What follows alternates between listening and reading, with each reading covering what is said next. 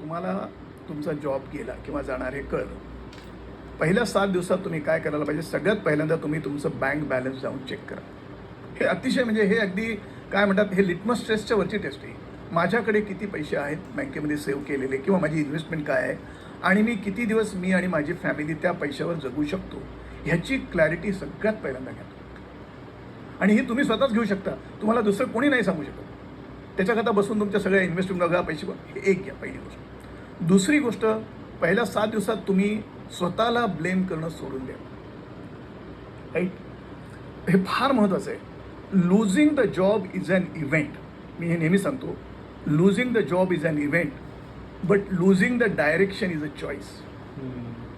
मला कुठल्या दिशेने जायचं आहे हा माझा चॉईस आहे.